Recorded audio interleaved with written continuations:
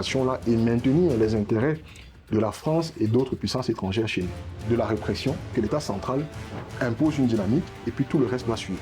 Comment se fait-il que ceux qui apportent cette accusation-là ne parviennent à produire aucune preuve?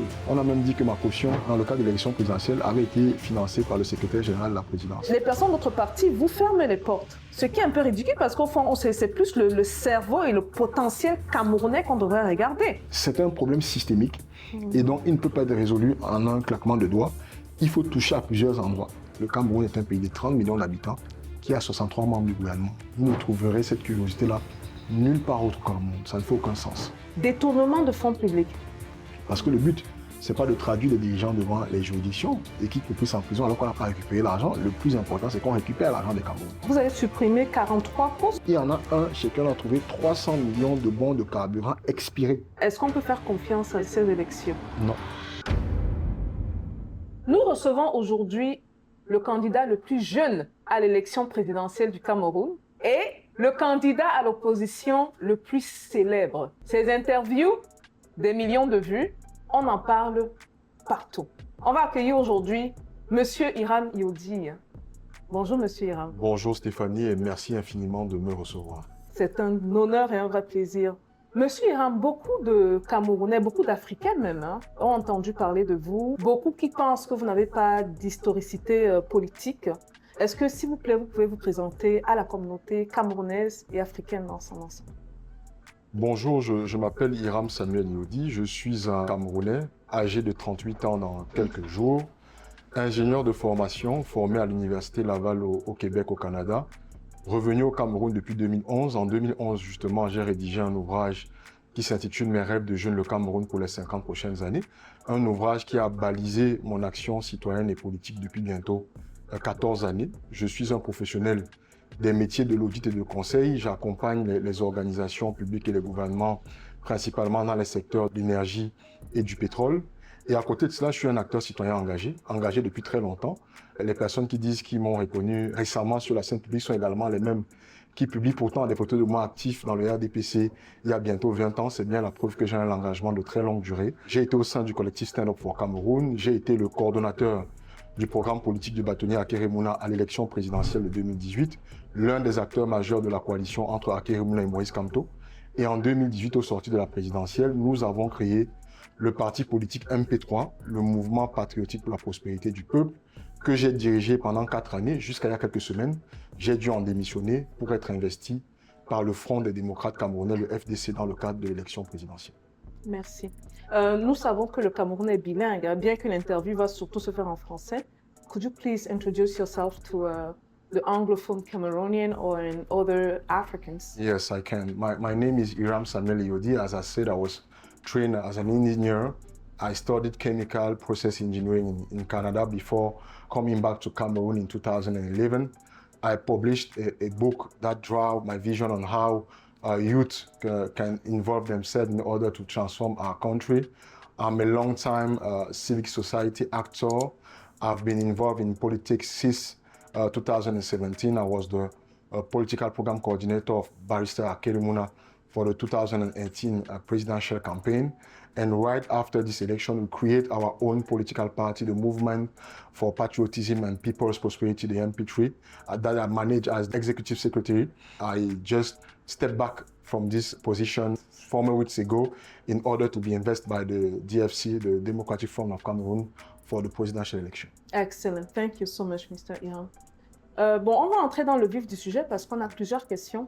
On a pris le temps quand même de collecter les questions ici et là des gens de la communauté, qui est une communauté très, très avenante, une communauté quand même assez curieuse de savoir qui se cache derrière ce jeune homme. On vous parle ici d'un jeune quand même de 37 ans. Ça nous rappelle beaucoup un des dirigeants de l'AES, on se comprend. Bon, la question que j'ai pour vous, c'est de savoir pourquoi vous serez le meilleur candidat pour cette présidentielle-ci? Pour plusieurs raisons. La première, vous avez évoqué un peu le constat ou le souvenir de l'AES. Je le dis toujours, le combat politique, c'est un combat de génération. C'est ce que l'histoire nous dit. Et très particulièrement pour le cas de l'histoire du Cameroun. Notre pays, dans son histoire, depuis qu'on est un pays, a connu des transformations particulières quand les 20-40 ans ont été à la tête du combat politique. Dans les années 1910, ceux qui se sont battus contre l'Empire allemand pour qu'on ne soit pas exproprié de nos terres. Les Rudolf dans la Belmartin, Paul Sambet, tous les autres, ils avaient moins de 40 ans. Dans les années 1950, les leaders de l'UPC, qui se sont battus pour la réunification des deux Cameroun et pour l'indépendance, avaient moins de 40 ans. En tout cas, quand ils ont commencé leur combat. Dans les années 1990, les parents de notre génération, qui se sont battus pour l'avènement du cadre démocratique, avaient également moins de 40 ans. Parce que l'Afrique est porteuse de rêves et que généralement, c'est quand ceux qui portent ces rêves vont aux avant-postes du combat politique qu'on parvient à avoir des avancées. Nous sommes en 2025. Nous avons un pays qui est dirigé par un régime qui est en place depuis au moins 43 ans, pour ne pas dire 60 ans, parce que entre le président Ahidjo et le président Biya, c'est exactement le même appareil. La plupart de ceux qui sont ministres sous l'ère Biya l'étaient déjà sous l'ère Ahidjo. Il faut donc offrir à notre pays un nouveau souffle. Il faut repositionner le Cameroun comme un leader sur la scène continentale. Là aussi, notre histoire nous parle. Le Cameroun a été l'un des leaders des guerres des indépendances. Les autres pays africains ont eu leur indépendance parce que nous avions combattu. On le leur a donné. Nous avons perdu du sang et des vies humaines pour cela. L'UPC, qui est le parti indépendantiste de notre pays, a été l'un des membres fondateurs, en tout cas l'une des premières formations, à adhérer au RDA, le Rassemblement démocratique africain, qui a été la première plateforme politique panafricaine. Donc le Cameroun a un devoir de leadership dans la construction de la renaissance africaine, et ce devoir-là, comme je le dis, ne peut qu'être porté par une nouvelle génération de leaders. Et donc j'incarne cette génération-là. Donc c'est pour répondre à la première partie sur la question du combat générationnel. Ensuite, il y a la question du profil. On va me dire que j'ai moins d'expérience, mais je pense, et je ne cesse de le dire, par rapport à tous les autres candidats, je suis l'un de ceux qui a la plus grande expérience en termes de gestion des organisations. Peut-être on me dira, l'État, ce n'est pas une entreprise, mais au moins, je sais le faire. Je sais mettre ensemble des ressources humaines, je sais gérer des organisations en situation de crise. Et le Cameroun traverse des crises majeures, des crises sécuritaires, des crises sociales, des crises économiques. Et je pense donc que nous avons besoin à la fois de quelqu'un qui porte des convictions, ce que je suis. Je défends les mêmes idées d'autodétermination des citoyens et des peuples africains depuis des années. Nous avons besoin de quelqu'un qui a des compétences pratiques sur des questions d'économie et de finances. Et nous avons besoin d'un visionnaire qui croit à la capacité souveraine d'une Afrique forte. Et je pense que j'incarne ce profil. Merci, monsieur Ram. La prochaine question, c'est de savoir les problèmes qui gangrènent la communauté camerounaise. On a le pouvoir d'achat de la ménagère, on a les délestages. Ce matin encore, je parlais avec une jeune du Nord qui parlait de problèmes d'inondation un peu partout au pays, coupure d'eau. À qui la faute? À la qualité de notre gouvernance. Je ne sais pas si je devrais mettre un nom dessus, mais au système gouvernant, le Cameroun est riche de ressources. Sur tout ce que vous avez cité, là, nous avons le potentiel. Le Cameroun a, je crois, le 3e, le 4e potentiel hydrologique du continent africain, donc on ne devrait pas avoir de problème d'eau. Le Cameroun peut produire suffisamment d'électricité seulement avec l'hydroélectricité pour alimenter tout le pays. Je ne parle pas de notre potentiel sur le solaire, sur l'éolienne, sur la géothermie. Le Cameroun est riche d'une terre et d'un sol extrêmement fertile sur toute l'étendue de notre territoire. Là, on ne peut pas faire des cultures vivrières, on peut faire des céréales. Là, on ne peut pas faire des céréales, on peut faire le palmier à huile. Donc, nous avons toutes les ressources pour avoir une autosuffisance en eau, en énergie et en produits agroalimentaires. C'est donc impensable que nous nous retrouvions dans des situations où les Camerounais n'aient pas d'eau, n'aient pas d'électricité, n'aient pas de route. La faute revient à ceux qui nous gouvernent depuis. Et d'ailleurs, nous reviendrons sans doute sur les détails de notre programme. La première clé de notre programme, c'est l'optimisation de la gestion de l'argent des Camerounais. Notre argent a été géré par des personnes qui ont pris nos ressources en otage, qui se sont concentrées d'abord pour se maintenir au pouvoir, ensuite pour améliorer leur confort de vie personnel, et qui ne se sont pas attelés à résoudre les problèmes de base des Camerounais, qui sont des problèmes très très simples. Doter l'ensemble de nos départements, de nos communes en centres de santé, en école, en infrastructures de transport et en centres de production et de distribution de l'énergie. Ça ne demande pas grand-chose, ça demande beaucoup de volonté, beaucoup de détermination et un minimum de patriotisme. Et je pense que sur le chemin, ceux qui nous dirigent depuis 43 ans ont sans doute perdu leur patriotisme et que les intérêts de Camerounais n'est plus la priorité qui leur tient à cœur. Vous avez parlé de quelque chose d'important, vous parlez du manque de volonté. La manière dont vous présentez les choses, on dirait que c'est assez facile, hein?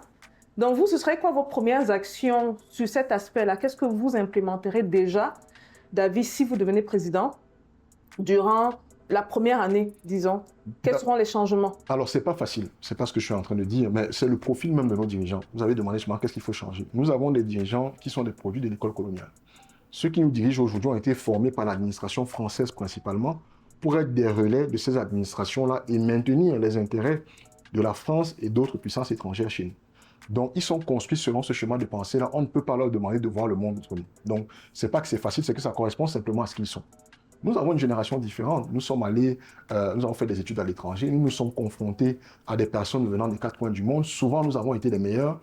Donc nous n'avons pas de complexe pour dire la vérité et pour dire ce que nous pensons. C'est la différence que nous avons avec cette génération-là et c'est pour ça que je pense que le prochain leadership camerounais doit être porté absolument par une nouvelle génération qui n'a pas peur de dire ce qu'elle pense et qui n'a pas peur de défendre ses convictions. Maintenant, parlant de ce que nous ferons, globalement, j'ai dit, les problèmes du Cameroun se résument dans la qualité de notre gouvernance. Et donc, il faut changer complètement le mode de gouvernance. Nous avons une gouvernance de la répression, de l'ordre, de l'intimidation, et je n'ai pas envie de la violence. C'est-à-dire que l'État central impose une dynamique et puis tout le reste doit suivre. Ce que nous disons, c'est que le Cameroun, il a divers problèmes, il a diverses contraintes, il a diverses spécificités, il a diverses richesses.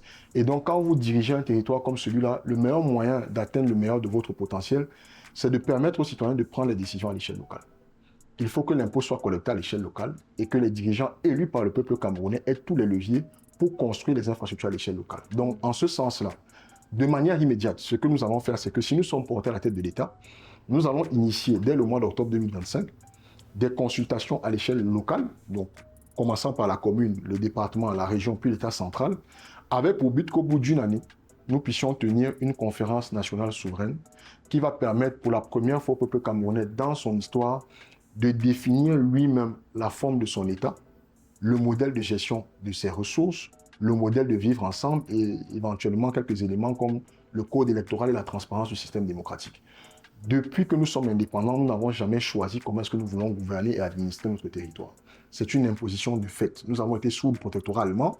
Ensuite, on nous a mis sous mandat et sous tutelle de la France et de l'Angleterre. Et depuis, nous n'avons pas su comment nous retrouver dans ces différents modèles-là. Donc, en permettant aux Camerounais de choisir par eux-mêmes, d'être impliqués dans le processus de prise de décision, ce sera déjà un grand changement qui fera que le maire de Dibon-Barry, le maire de Yokadouma, le maire de Bamenda, grâce à l'impôt qu'il va collecter localement, sera directement responsable de la construction des réseaux d'adduction d'eau, de l'amélioration de l'espace public, de construction des centres culturels qui vont permettre de développer les vocations. C'est vraiment l'amélioration qu'on apporte, c'est de remettre le pouvoir de décision entre les mains des citoyens camerounais. Bon, vous avez mentionné un point très important, peut-être assez sensible. Une réalité, malheureusement, qu'on vit au Cameroun aujourd'hui, c'est qu'on vit des réalités clanisme. Okay? Je veux prendre notre exemple, par exemple. Moi, je suis entourée de collaborateurs d'un peu partout, d'amis même qui sont soit pro-Camto, qui sont RDPtistes, ou qui sont du MT3 qui n'existe plus, et non, on a le nouveau parti. Mais très vite, quand on vous voit avec une personne, on vous attribue, on vous ferme, les personnes d'autre parti vous ferment les portes. Ce qui est un peu ridicule parce qu'au fond, c'est plus le cerveau et le potentiel camerounais qu'on devrait regarder, au-delà de tout. Vous, quand vous allez être président, comment est-ce que vous allez unifier la nation, qu'on arrête de regarder les différences parce qu'au fond, on est à plus de 95% semblables. C'est juste certaines petites différences. Je pense que la réponse est dans la question que vous posez. Nous sommes beaucoup plus semblables comme nous sommes différents. Le problème, c'est que les Camerounais ne le savent pas. Moi, j'ai eu la chance, je suis le fils d'un porteur de tradition, donc j'ai eu à accompagner mon père dans ses différentes activités traditionnelles pendant des années. Et après, dans la vie associative, l'un des principaux projets que j'ai porté, c'était justement des excursions éducatives où on prenait des cuvées de 30-40 Camerounais, on allait dans des régions spécifiques pour découvrir le patrimoine culturel, le patrimoine traditionnel. Je n'ai même pas envie de dire le patrimoine initiatique. On l'a fait en 2014 dans la région de l'Ouest, si je ne m'abuse, puis en 2015 dans la Damawa et en 2016 dans le Sud-Ouest. Et tous ces Camerounais ont réalisé qu'en fait, nos peuples, c'est à 95%, comme vous le dites, c'est exactement le même peuple. C'est-à-dire que pour des problèmes de famille, pour des problèmes de répartition de la terre, il y avait un membre de la communauté qui se détachait et qui décidait d'aller fonder un autre village. Mais il ne perdait pas son lien et son essence commune avec ses frères et sœurs. Donc, il faut qu'on réapprenne l'histoire du Cameroun aux Camerounais. C'est la première des choses. L'histoire du Cameroun en tant qu'État, c'est-à-dire depuis 1885, la conférence de Berlin, mais plus loin, l'histoire des peuples qui occupent ce territoire. Parce qu'on a des peuples qui sont sur ce territoire depuis des millénaires. Et ces peuples-là ont développé des modèles de vivre ensemble, ont eu l'habitude de commercer ensemble, ont eu l'habitude d'échanger, ont eu l'habitude de se marier, ont eu l'habitude de fonder des familles. Et quand on va chercher le fond, moi j'étais au palais du sultan, le sultan roi Bamoun, justement en 2014 et un peu plus tard en 2017. Et quand je regarde les armoiries du pagne des peuples Bamou, je reconnais des éléments fondamentaux de la culture Bassa. Wow. Oui, le rôle de la migale, le rôle du crocodile, c'est exactement les mêmes éléments que nous avons chez nous. Donc, il faut que le système éducatif devienne un véhicule de transmission de savoir qui va nous permettre de comprendre qu'en réalité, nous sommes le même peuple. Nous avons quelques différences folkloriques. nous nous habillons différemment, nous dansons différemment, nous nous coiffons différemment. Mais dans le fond, quand on regarde l'organisation de nos sociétés traditionnelles, le rôle du roi ou du chef, le rôle des sociétés de notables, la manière de prendre la décision, c'est exactement la même. Et ce que nous proposons d'ailleurs dans notre programme politique, c'est que le modèle de gouvernance de notre pays soit calqué sur ces réalités-là. Parce que nous pensons que même si les humains sont semblables, nous naissons avec des spécificités. Et que quand on regarde les différents pays, ils se construisent sur la base de leur identité. Donc nous devons avoir un modèle de gouvernance qui nous ressemble et qui nous rappelle qu'il n'y a pas de différence. Enfin, ce que je voudrais dire, c'est qu'on va devoir construire le Cameroun avec tout le monde. Peu importe la personne qui sera élue président de la République en 2025, il devra construire le Cameroun avec tout le monde. Donc, qu'il soit du MP3, du FDC, du PCRN, de l'UNDP, du RDPC, il devra construire avec tout le monde. Donc, on doit pouvoir s'affronter sainement dans le sens des idées, mais garder nos liens. Mais est-ce que vous pensez que c'est possible que les partis se mettent ensemble et travaillent ensemble? Parce que j'ai l'impression que malheureusement au pays, c'est une impression, je peux avoir tort, vous pouvez me corriger, que c'est des partis pris. On oublie le patriotisme camerounais, qu'on est avant tout camerounais. C'est une question de parti. Même les apolitiques comme nous, on se doit à tout prix de nous mettre dans un panier pour... Est-ce que c'est faisable justement d'en arriver là? Oui, c'est faisable. Il y a plusieurs étapes. Il y a l'étape de conquête du pouvoir, et la politique c'est une guerre, c'est une compétition. Donc dans l'étape de conquête du pouvoir, chacun doit montrer qu'il est le meilleur. Et donc malheureusement, pour montrer que vous êtes le meilleur, des fois vous devez désinguer un peu le camp en face. Ce qu'on regrette, c'est que ça ne se fasse pas avec suffisamment d'élégance, parce que la politique est aussi le champ de l'élégance. Et finalement, on est devenu dans un champ de brutalité au Cameroun, où on ne permet plus aux gens de pouvoir se contredire le matin, mais de se rappeler qu'on est quand même frères et sœurs. Les partis politiques travaillent ensemble. Moi, je travaille avec pratiquement toutes les formations politiques et tous les candidats retenus et non retenus comme candidats à l'élection présidentielle de 2025. Parfait. Là, on va passer à une question qui est revenue. C'est une question de plusieurs abonnés qui sont revenus. Ils veulent savoir qu'est-ce qui prouve que vous n'êtes pas un pion utilisé par le système en place. Moi, je crois qu'il y a la présomption d'innocence. C'est celui qui accuse qui doit apporter la preuve de la charge, il me semble. Donc moi, je dirais, qu'est-ce qui prouve que je suis un pion du régime? Il suffit que quelqu'un, un leader d'opinion ou un influenceur, fasse un post pour dire « Monsieur Hiram Yodi est un pion du régime » pour que ça fasse de moi un pion du régime. Il y a suffisamment d'éléments sur mon parcours. En tapant seulement mon nom sur Internet, on voit ce que j'ai accompli depuis près de 20 ans.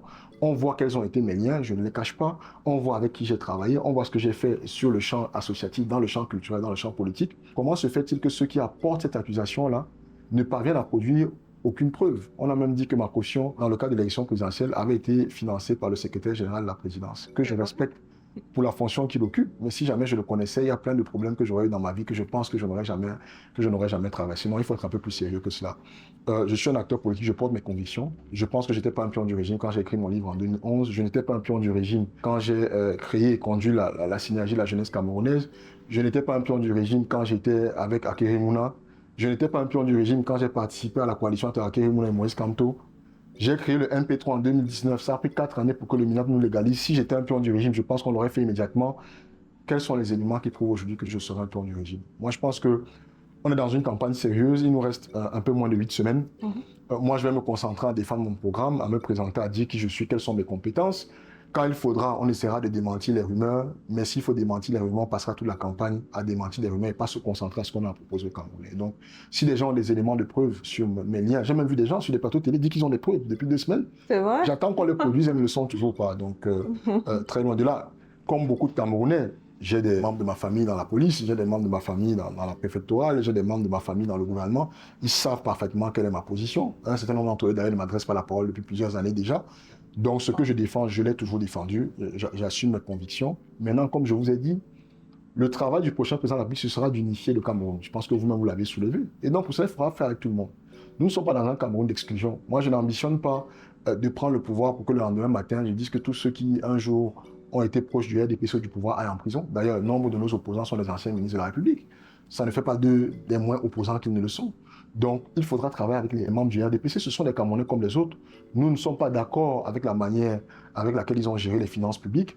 Ceux qui se sont rendus coupables de détournement de fonds devront être traduits devant les juridictions. Mais il y a des intelligences dans le RDPC. Il y a des intelligences dans le gouvernement. Il y a des personnes patriotes. Il faudra également travailler avec eux. Super. On va aller un peu du côté international, maintenant avec les rapports avec l'Occident. Ouais. Les accords coloniaux. Quelle est votre position par rapport à ça et comment faire sortir le Cameroun des accords coloniaux qui, pour beaucoup, surtout pour les panafricains, une des raisons pour lesquelles le Cameroun tarde un peu à décoller. Il faut les dénoncer d'abord. Je parlerai particulièrement du cas des accords de coopération monétaire qui ont donné naissance au franc CFA, les accords de 72, 73, 74. Il faut les dénoncer. Et lui, c'est l'une des choses que nous allons faire. Dès que nous sommes portés à la tête de l'État, nous avons dénoncé ces accords coloniaux-là et engagé un processus avec les autres pays de la CEMA pour sortir du franc CFA. On espère qu'ils vont nous suivre. De toute façon, s'ils ne nous suivent pas, le Cameroun est la locomotive de l'Afrique centrale, on devra prendre nos responsabilités. Mais il y a également, effectivement, les accords de coopération stratégique, il y a les accords de coopération dans le domaine de la défense et de la sécurité. Il faut y mettre un terme. Mais vous-même, vous l'avez dit, ce n'est pas un claquement de doigts, c'est une construction qu'il va falloir avoir. Aujourd'hui, je prends le cas de la situation sécuritaire dans l'extrême nord, où malheureusement, parce qu'on n'a pas eu le développement des technologies qu'on devait avoir à l'interne, une partie de notre système de surveillance de la frontière avec le Tchad et le Nigeria repose sur du matériel militaire qui a été mis à disposition par les Américains et les Français. Ça pose un problème sur la question de notre souveraineté, mais en même temps, si on nous les retire, on a vu à un moment donné, quand on a eu des brouilles avec des Américains, l'augmentation des incursions de Boko Haram sur le territoire camerounais. Si on nous les retire, nous sommes complètement vulnérables. Donc, il y a tout un travail à faire. Il y a la nécessité de développer de la technologie chez nous, grâce aux compétences des Africains. Aujourd'hui encore, la CNI camerounaise est produite par des compétences étrangères, alors que nous avons des Camerounais qui ont des cabinets qui produisent des CNI en Allemagne et aux États-Unis. Ça ne fait pas de sens. On doit leur faire confiance. Je sais qu'on a peur des fois de faire confiance aux entrepreneurs camerounais parce qu'on se dit qu'on leur donnerait trop de liberté, trop de pouvoir, mais c'est comme ça qu'on construit une puissance. Dangote est l'homme d'affaires le plus puissant d'Afrique et du Nigeria en particulier. Ça ne l'a pas empêché de travailler avec les différents régimes politiques, peu importe. Et donc nous devons pouvoir créer des champions nationaux dans tous les domaines, particulièrement dans le domaine des technologies, parce que c'est ça qui va nous donner une certaine indépendance par rapport aux partenaires étrangers. Nous devons créer des champions nationaux qui vont reprendre en main la gestion de notre système militaire, la gestion de notre système stratégique de défense et même la construction de la monnaie camerounaise. Est-ce que selon vous, vous pensez que c'est un manque de vision? Parce que vous avez utilisé une expression très importante qui a permis, entre autres, que le Nigeria décolle. On a le cas de Dangote, qui aujourd'hui est une figure très respectée autour du monde, même aux États-Unis. Il donne cette fierté-là à l'homme africain et il est nigérien. Pourquoi est-ce qu'on a du mal à créer des champions économiques et même politiques dans le pays, sachant que c'est un élément très important pour faire décoller l'économie du pays, donner l'emploi aux jeunes, mais surtout faire redorer l'image du Cameroun à l'international? C'est la question de la conservation du pouvoir. Quand on décide de se concentrer en conserver le pouvoir, on évite de créer toute opportunité de déstabilisation. Et quand vous multipliez les richesses, vous multipliez les milliardaires, donc vous multipliez les personnes qui ont une certaine autonomie, une certaine indépendance, et qui peuvent choisir de ne pas vous suivre quand vous allez dans la mauvaise direction. Le président Ahidjo, de regretter mémoire, j'ai d'ailleurs eu l'occasion d'aller me recueillir sur sa tombe il y a quelques jours à Dakar, le président Ahidjo avait créé des champions nationaux. Parce que tous les grands hommes d'affaires qu'on a connus au Cameroun, les Kadi de Fosso, le père Monté, le père Monkam et tous les autres sont des fabrications du président Ahidjo.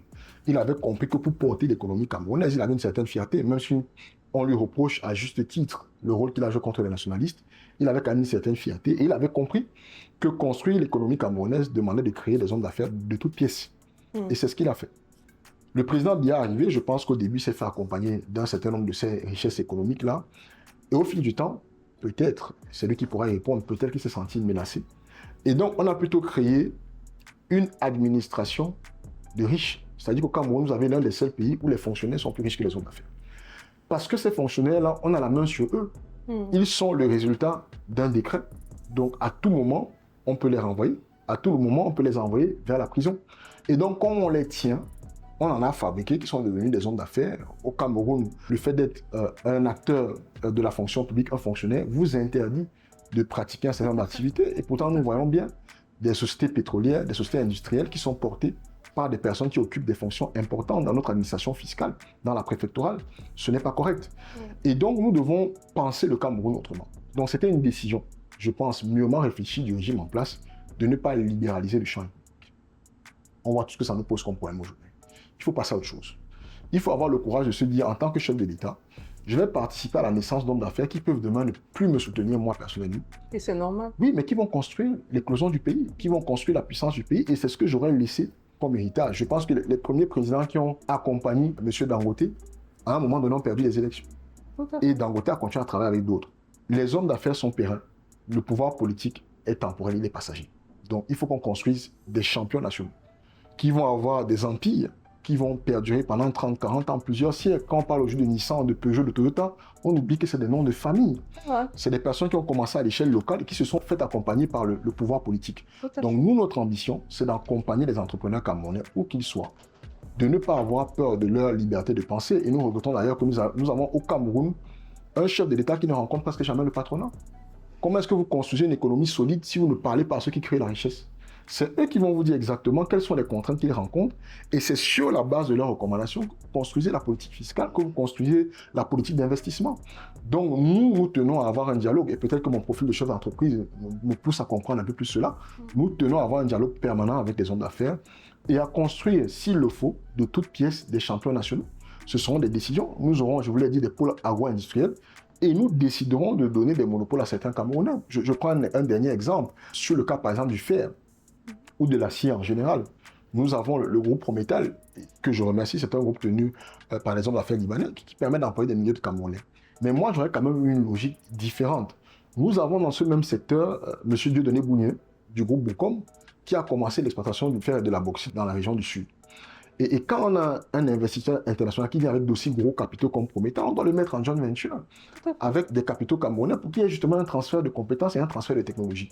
Donc nous allons avoir un appel envers les investisseurs étrangers, mais nous allons leur dire que ça doit se faire dans le cadre de partenariats avec des investisseurs et des opérateurs économiques camerounais, ce qui va permettre aussi d'améliorer notre maîtrise des outils, capacités financières, des outils techniques et donc des outils technologiques qui vont bâtir notre indépendance à l'échelle internationale. C'est très intéressant parce que c'est une approche que très souvent les Occidentaux prennent, même aux États-Unis. Et nous la reprochent à nous. C'est ça, ils nous reprochent ça à nous. Donc du coup, c'est une approche quand même assez souverainiste. Hein. On se rassure quand même que le Camerounais garde le contrôle sur ce qui se passe. On ne dit pas non aux investisseurs étrangers, ils sont bienvenus, mais on travaille de manière conjointe, main dans la main avec ces derniers. Je rajoute un petit mot là-dessus. Les États-Unis, c'est le pays le plus libéral au monde. Et pourtant, les États-Unis ont un organe en charge de contrôler la prise de participation des investisseurs étrangers dans les entreprises américaines. C'est quand même le pays le plus libéral au monde. Ça veut dire qu'en même temps, on peut être libéral, encourager la libre entreprise, encourager la propriété individuelle, mais en même temps, on peut protéger les intérêts des nationaux. Et tous les pays du monde, à un moment donné, doivent d'abord se renfermer sur eux, pas fermer les frontières, mais se regarder de l'intérieur, regarder leur potentialité, construire le stock qui va bâtir la puissance économique avant de s'ouvrir sur le monde. Si on continue de s'ouvrir sur le monde sans faire attention, nous aurons un Cameroun dans 50 ans qui sera peuplé de Camerounais, mais ces Camerounais-là seront des Camerounais venus du Liban, de l'Algérie, d'Israël, des États-Unis, de la Chine, et on aura réussi une nouvelle colonisation insidieuse, où on sera en fait chez nous esclaves des autres. Donc, il faut faire attention à cela. Je pense que c'est ce que défendent. Vous m'avez demandé de prendre l'exemple sur les chefs d'État de l'AES, sur le plan économique. La puissance et la souveraineté viennent d'abord de l'économie, ça ne vient pas de la politique. Il faut avoir des industries, il faut avoir des capitaines d'empire, il faut avoir des gens qui injectent de l'argent dans l'économie, qui permettent de payer les salaires de vos populations, qui permettent de satisfaire l'autosuffisance alimentaire, parce que c'est quand on n'a plus faim qu'on peut aller vers les combats pour la souveraineté. Et donc ça, c'est fondamental. La souveraineté africaine sera d'abord une souveraineté économique. Bon, à vous entendre parler, ça me fait réaliser quelque chose. Je tire mon chapeau aussi à la Tanzanie, qui est un des rares pays à avoir atteint justement l'autosuffisance alimentaire, donc moins apte à subir les pressions extérieures. Avec des sols moins fertiles que ceux du Cameroun. Tout à fait, exactement. Ce qui me fait penser à quelque chose, est-ce qu'au niveau de la révolution, donc, parce que là, j'ai l'impression qu'on a un problème de paradigme. On a une génération qui voit le monde d'une certaine manière, le monde est en train de changer, on a des jeunes. Nous, on a une perception un peu plus différente, un peu plus, je ne dirais pas moderne pour ne pas accuser les autres, mais on est dans, et non pas dans de l'intelligence artificielle. On a la traîne dans tout ça. Est-ce qu'on ne parlerait pas plus d'une révolution culturelle, peut-être du mindset du Camerounais en premier, avant même peut-être d'impliquer l'économie et tout, parce qu'il y a une peur de perte de contrôle à quelque part, d'après ce qu'on observe dans la communauté camerounaise. Et vous comprendrez pourquoi, quand vous m'avez demandé pourquoi est-ce que je pense que je suis le profil, j'ai rappelé que le combat politique est d'abord un combat générationnel. Parce que le combat politique s'aligne sur les contraintes du temps, de l'époque, les contraintes démographiques, les contraintes technologiques, les contraintes climatiques. C'est comme ça qu'on construit un leadership politique. On ne peut donc pas avoir un leadership passé qui va comprendre les enjeux du monde d'aujourd'hui. Donc oui, il y a d'abord un travail de déconstruction. C'est pour ça que j'accorde une importance particulière à l'éducation. L'éducation dans le canal public, c'est-à-dire nos écoles, mais également l'éducation, ce que j'appelle l'éducation populaire.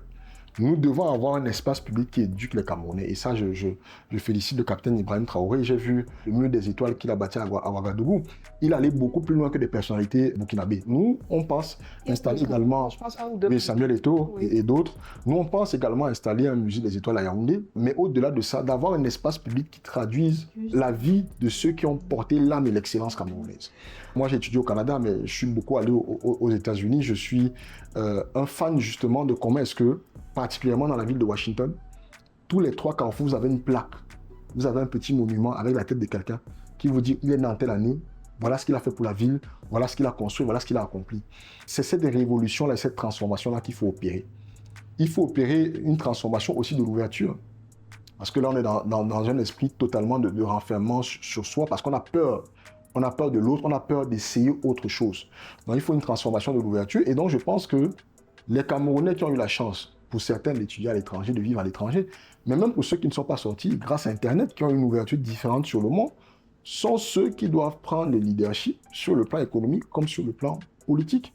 Parce qu'ils nous permettront d'aller beaucoup plus vite. Et je ne le cache pas en le disant, aujourd'hui, vous avez dans une administration, vous avez des ministres 70-80 ans, vous ne leur demandez pas de faire un mail. Ils sont surtout toujours dans le sens de la correspondance écrite. Vous imaginez, même si on doit être formel, vous imaginez le nombre de temps que ça nous fait perdre. Moi, j'ai travaillé en cabinet d'audit. On avait un système de circulation de l'information qui était automatique. Vous pouviez signer un courrier simplement en appuyant sur un bouton sur votre ordinateur et la correspondance partait au N+1. Donc, vous imaginez si on a une administration, grâce à l'intelligence numérique, technologique qu'on a, qui permettent que le gouverneur, nous sommes pour la suppression de cette fonction-là, mais qui permet que le gouverneur puisse, avec l'intelligence artificielle et toutes les technologies, communiquer en temps réel avec ses préfets, ses sous-préfets. Vous imaginez le temps qu'on gagne. Et le temps, c'est de l'argent, c'est de l'économie qu'on a gagné. Donc, il faut une nouvelle génération. Moi, je sors du Sénégal, j'étais au Rwanda en fin d'année dernière. J'ai rencontré des managers au plus haut niveau de la gestion de l'État qui étaient âgés de 40-45 ans et qui n'avaient absolument aucun complexe, qui pouvaient vous parler de chiffres, qui pouvaient vous parler de stratégie, qui pouvaient parler, déjà rencontrer les responsables de Visite Rwanda. Et vous rencontrez que c'est des jeunes qui avaient 27-28 ans qui ont bâti cette stratégie-là. Pourquoi est-ce qu'on n'en serait pas capable au Cameroun? Donc, il y a une transformation du mindset. La première des choses, c'est qu'il faut qu'on se dise qu'on en est capable. Parce que moi, je rencontre encore beaucoup de jeunes qui sont très performants dans le secteur privé, mais qui ont l'impression que la politique, c'est un miracle. Non, ce n'est pas un miracle. C'est exactement les mêmes compétences dont on a besoin. Donc, il faut qu'on se dise qu'on en est capable, qu'on a un peu plus de gagnants. Et l'histoire nous le dit. Dans le domaine du sport, nous excellons. Dans le domaine de la culture, nous excellons. Pourquoi est-ce que dans le domaine de l'économie et de la politique, nous ne pourrions pas exceller? C'est exactement les mêmes cerveaux. Donc nous en sommes capables et nous devons transformer, nous devons avoir cette révolution de la pensée. Mais je pense que cette révolution, justement, se fait un peu par le storytelling. Et que les autres nations ont compris cela. Le Nigeria aujourd'hui, quand on a un mariage traditionnel au Cameroun, les vêtements qu'on porte, c'est des vêtements du Nigeria. On a envie d'oublier que nous, on a de très belles tenues traditionnelles. Parce qu'ils nous ont réussi à nous vendre leur soft power. Ils ont réussi à nous vendre leur culture. Vous vendez d'abord la culture et une fois que les gens ont acheté votre culture, ils achètent votre économie. Parce que quand ils achètent votre culture, ils achètent votre manière de vous habiller, votre manière de parler, votre manière de danser, votre manière de manger. Et donc, ils achètent votre économie. Le Cameroun a une culture extrêmement riche. À un moment donné, nous avons été, grâce au Makossa, la lumière de la musique africaine. Nous devons repositionner notre pays comme un leader. Mais ça prend de transformer les esprits, d'arrêter le tribalisme. On en a parlé. Parce qu'on ne peut pas construire ça village par village. Il faut le construire à l'échelle de la nation. Je pense que nous en sommes capables, je pense que les nouvelles générations sont ouvertes et je suis plutôt confiant en notre capacité à y arriver. Mais je dis quand même ici souligner que le tribalisme existe peut-être, mais je dirais chez les plus jeunes, 40 ans et moins, je vois autour de moi beaucoup de mariages mixtes, hein, beaucoup. De plus en plus, il faut les encourager. Beaucoup de mariages mixtes, donc je pense que les jeunes, moi c'est un message aux jeunes en tout cas pour une petite parenthèse, j'encourage les jeunes à rester dans cette dynamique-là, parce que c'est ainsi qu'on ne peut pas nous diviser. Tout à fait. Quand on vient dire que ton frère ton frère du Sud, ton frère de l'Ouest a fait ci, ton frère, vous les laissez parler et vous continuez à avancer ensemble. Tout à fait. Le Cameroun a tout gagné. Là, maintenant, un autre point très important. Hein. D'après Jeune Afrique, le projet Nachtigal, oui. C'est le plus grand barrage hydroélectrique au Cameroun, est contrôlé à 40% par l'EDF, Électricité de France, qui est contrôlé par l'État français. On a 20% contrôlé par IFC, qui est un département de la Banque mondiale. L'État camerounais n'a que 15%.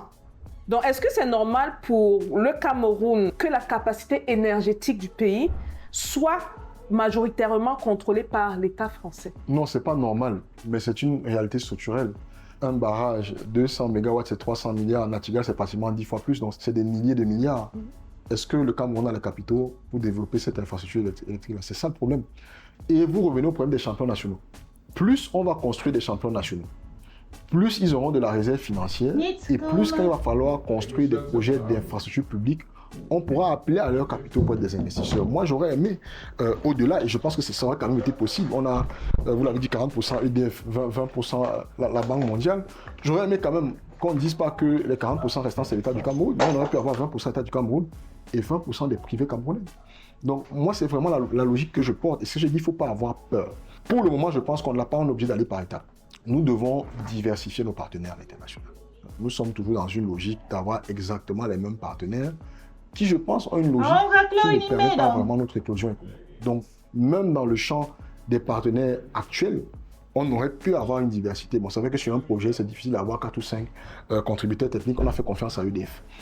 Je pense qu'on doit se tourner vers d'autres partenaires également. Comme on est un pays ouvert sur le monde, on doit pouvoir transacter avec des pays qui sont passés par les mêmes difficultés que nous, notamment les BRICS, les pays du Sud global, et qui peuvent mieux nous comprendre. Et je pense qu'ils auront moins une ingérence dans la gestion de nos affaires publiques. Mais pour inverser le capital détenu par les nationaux camerounais dans les projets d'infrastructure publique, il faut donner la possibilité à ces nationaux-là de détenir ces capitaux. Et donc le seul moyen, comme j'ai dit, c'est dans le champ industriel de construire rapidement des mastodontes à la dimension de Dangote. Nous avons quand même le Cameroun, 1800 km de frontière avec un pays comme le Nigeria, qui va bientôt faire 250 millions d'habitants.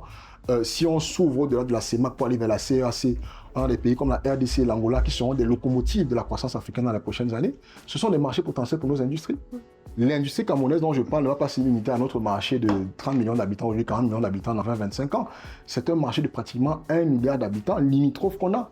Et nous avons les compétences pour fournir ce marché-là. Donc si nous avons des industriels qui vont à la conquête du continent africain, ils auront suffisamment de capitaux pour que le moment venu, et il faut se rappeler le mode d'organisation des pouvoirs publics que nous défendons, comme j'ai dit, un modèle fédéral, ils n'auront même pas besoin d'aller à Natigal, à Yaoundé, pour négocier un projet. Vous aurez la commune de Yabassi, qui veut construire un barrage de 200 MW, ça coûte 300 milliards.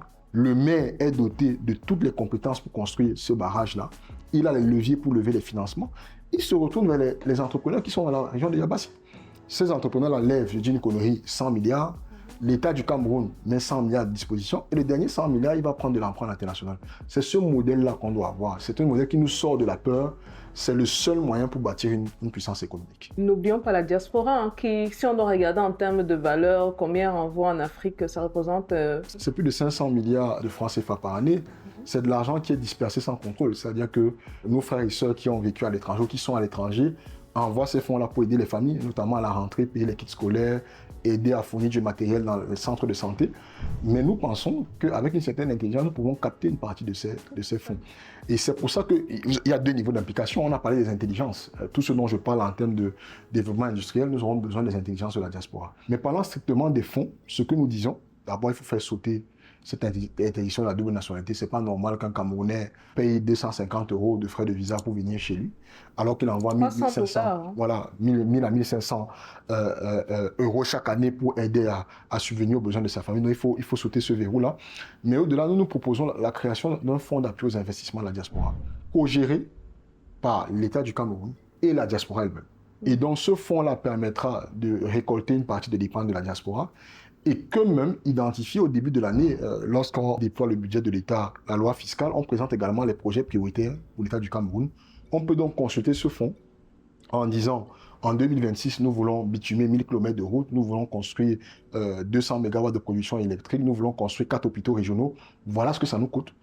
Dans quel secteur est-ce que la diaspora souhaite investir? Et c'est vraiment l'argent de la diaspora qui est considéré comme un investissement, qui sera remboursé bien évidemment avec un taux d'intérêt relativement bas, mais je pense que ça intéressera les Camerounais de l'étranger de participer à ce type de... Ah, ça, je peux vous confirmer. La diaspora est très intéressée à envoyer, même à hauteur de millions de dollars, hein, l'argent pour contribuer. Ça peut être sous forme d'épargne, ça peut être sous forme d'investissement, ça peut carrément être un fonds dont nous, qui sommes partis, on se doit d'aider le pays. Je pense que si on interroge les gens de la diaspora, plus de la moitié seront d'accord. Si ils savent que les fonds seront bien gérés. Il y a toujours un la gouvernance, bien sûr. Parce que si on sait que les fonds sont gérés, la plupart d'entre nous, on envoie l'argent. On n'aura pas de problème. Et vous aurez des milliards à votre disposition pour faire avancer le pays. Il faut construire cette relation de confiance-là. Tout à fait. L'une des premières choses, c'est pour ça qu'il faut revenir à des possibilités qui permettent aux Camerounais d'avoir plusieurs nationalités s'ils le souhaitent.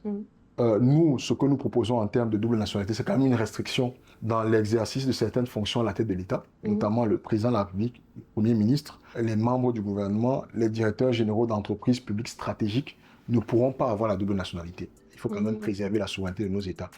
Mais les Camerounais, voilà, excusez-moi l'expression, les Camerounais lambda qui circulent sur les territoires, qui veulent vaquer à leurs occupations quotidiennes, peuvent se permettre d'en avoir. Je vous rappelle que la loi camerounaise interdit à un étranger de posséder la terre. Ça veut dire qu'un Camerounais qui a acquis une autre nationalité du fait des besoins d'émancipation dans les pays dans lesquels il est, ne peut plus être un acquéreur de foncier au Cameroun.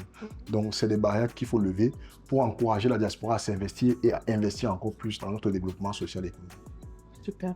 Vu qu'on est sur la lancée de la diaspora, retour de la diaspora au pays, est-ce que vous avez prévu quelque chose? Bon, ça, c'est une petite fenêtre, hein, pour ceux qui seraient intéressés à avoir des questions dessus. Est-ce que vous avez prévu un programme, par exemple, pour vous étant de la diaspora? Vous avez quand même fait ce retour parce que vous croyez au Cameroun, vous avez décidé de rentrer, développer le pays. Ceux qui hésitent, parce que, bon, il y a trop de questionnements et on revient encore sur la peur de perdre les investissements, par exemple. C'est pas qu'on aime notre pays, on vient, mais c'est pour investir.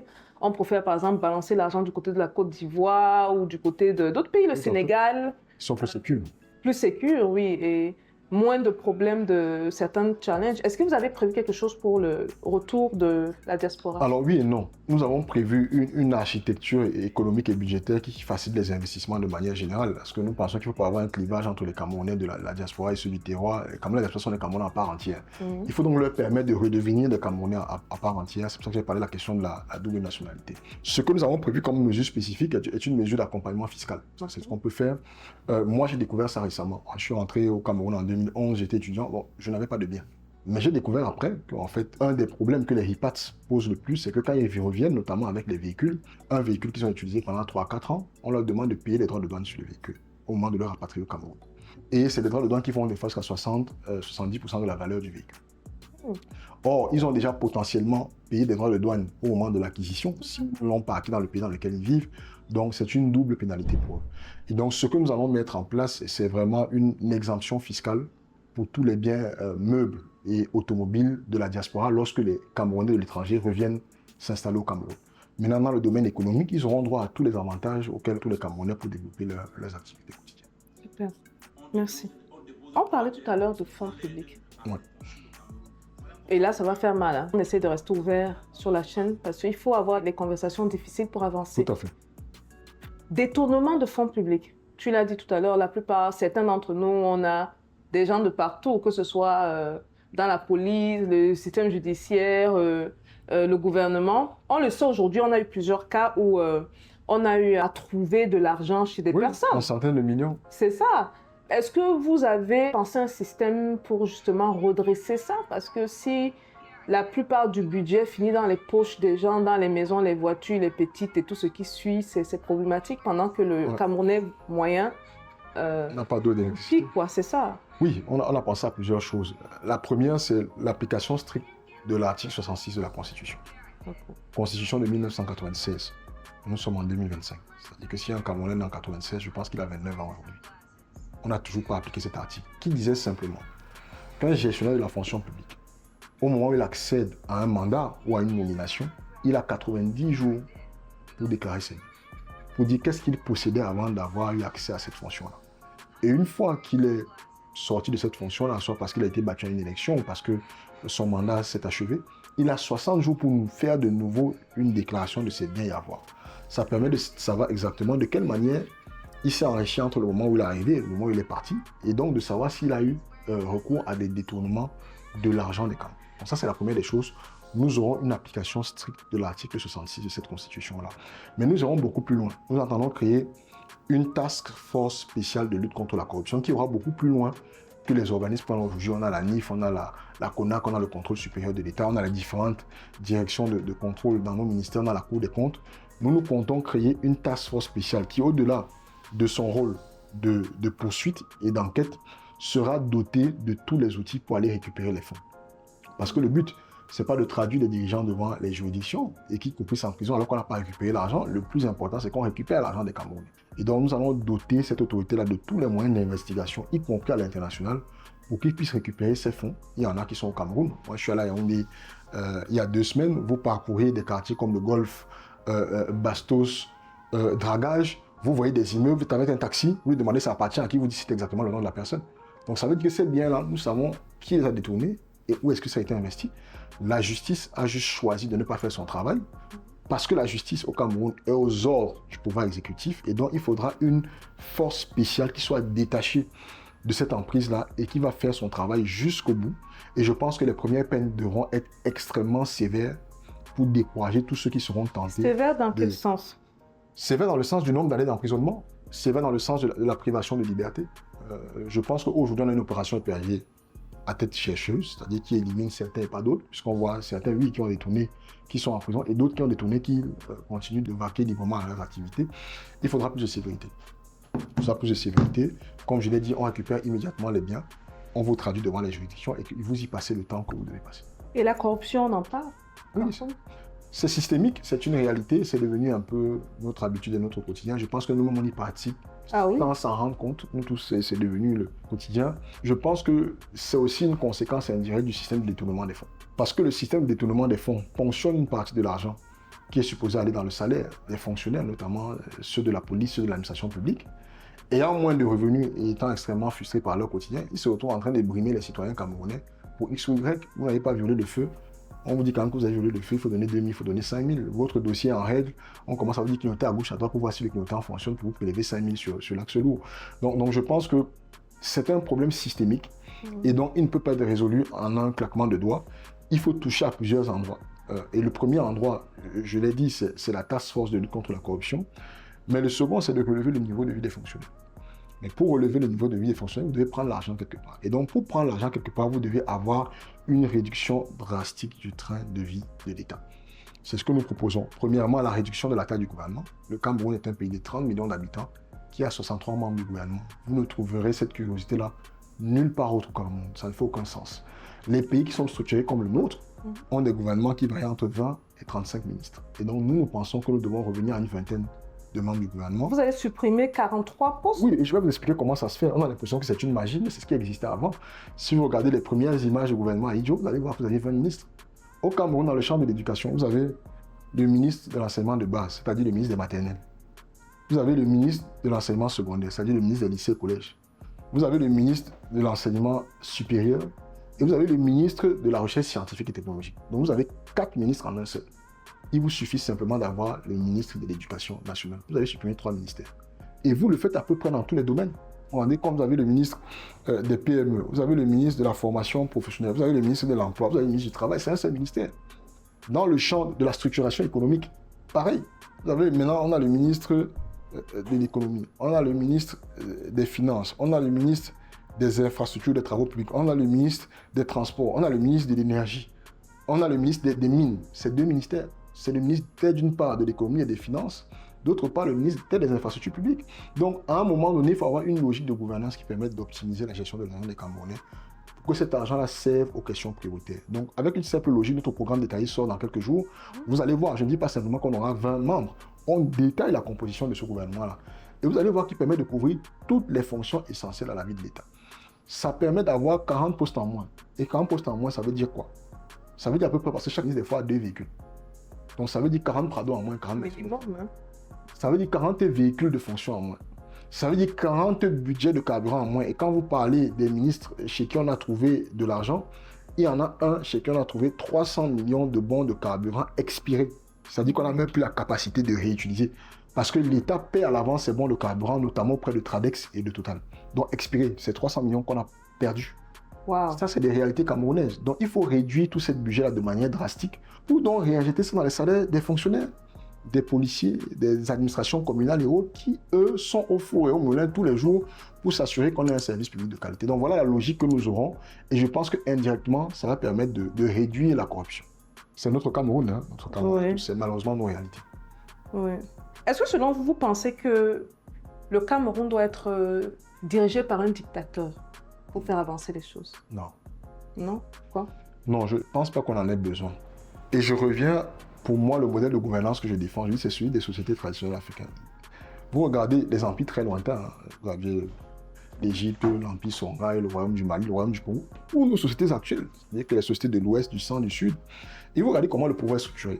Vous avez effectivement une autorité tutélaire très forte, qui est le chef, le roi, mais qui ne prend pratiquement pas de décision sans ces sociétés de notables. C'est quasiment impossible, il ne peut pas le faire.